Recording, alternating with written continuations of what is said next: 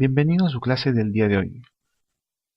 El tema que veremos será la fuente de alimentación variable de corriente directa. En el taller o laboratorio necesitamos una de las herramientas muy importantes, o también llamadas herramientas o instrumentación. Son aparatos que son utilizados para suministrar, en este caso, energía a diferentes placas para realizar diferentes tipos de pruebas o prácticas. Para este caso, eh, es importante contar con este tipo de fuentes, las cuales nos permiten configurar tanto el voltaje como la corriente. Hay además de esto diferentes características que tienen estas fuentes. Muchas de ellas se parecen a este tipo, sin embargo las características que presenta son distintas, como el voltaje máximo entregado, así como la corriente máxima que te puede entregar. Muchas de ellas también están trayendo últimamente un autorrango, que quiere decir que se pone inmediatamente el display, nos muestra valores según detecta, por ejemplo, si la corriente se encuentra en amperios, te lo mostrará en amperios. Si se encuentra en miliamperios, inmediatamente se auto configura para mostrarte los valores en miliamperios. No es el caso de todos, pero sí existe una gran variedad de fuentes que están viniendo ya con esta función adicional. Lo que hacemos el día de hoy es darles una cierta información valiosa.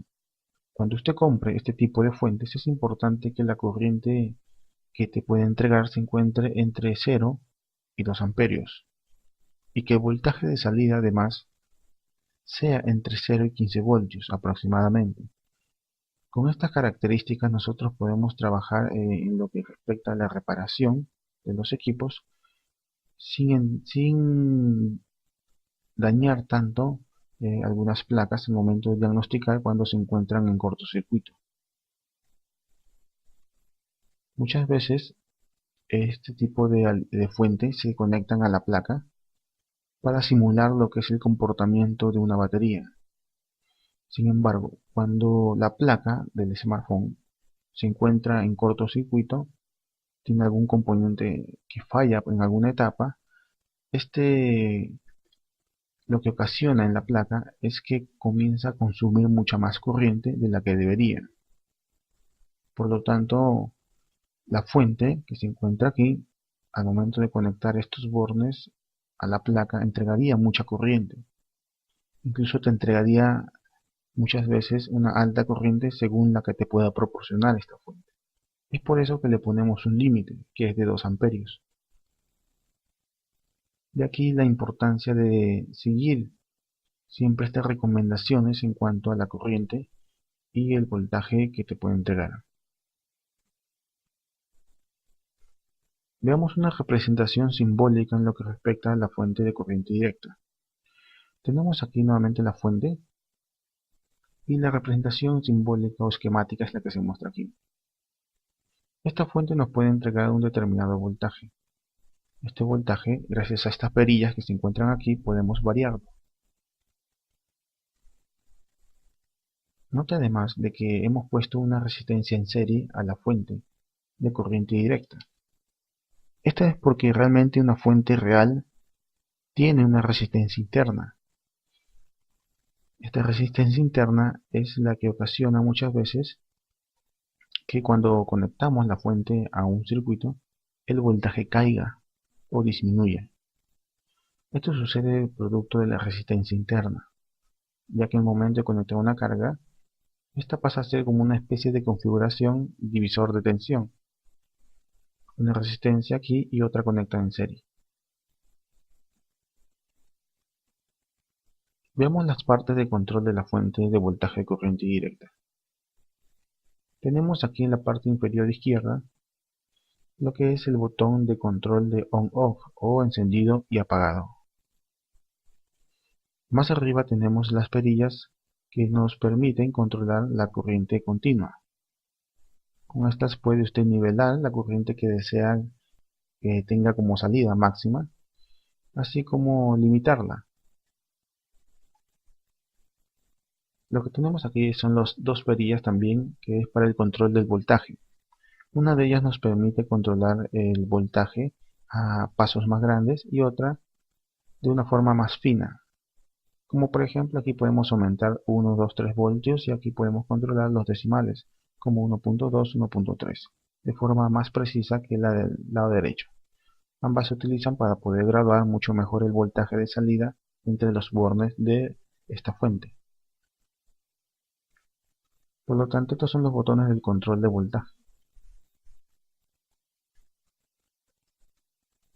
Tenemos aquí en la parte inferior además, como bien dijimos, que son los bornes o conectores. Aquí arriba tenemos el display que nos mostrará el valor de voltaje de salida.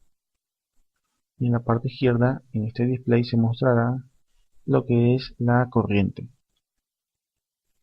La corriente puede estar expresada, como bien dijimos, en amperios o miliamperios, si es el caso de que tiene una fuente que tiene autorrango. Vamos a hacer algunos ejercicios de lectura de corriente directa.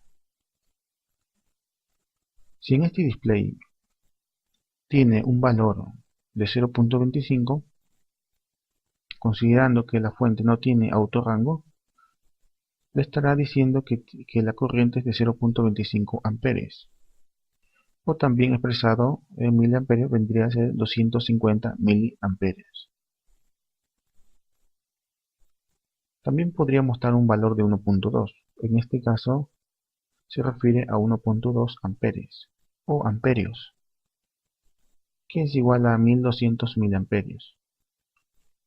Puede pasar los amperes a miliamperes simplemente multiplicando por 1000. 1.2 por 1000 te da en miliamperios. Si tienes miliamperios y quieres pasarlo a amperios, simplemente lo divides entre 1000. 1200 entre 1000 te da 1.2 amperios. Aprender a medir la corriente es muy importante, porque le sirve para poder diagnosticar si un equipo está consumiendo más corriente de lo normal. Veamos los terminales de la fuente de corriente directa. Son tres terminales. El primero se denomina terminal negativo. El que se encuentra en el medio comúnmente es el terminal de tierra y el de la derecha el terminal positivo.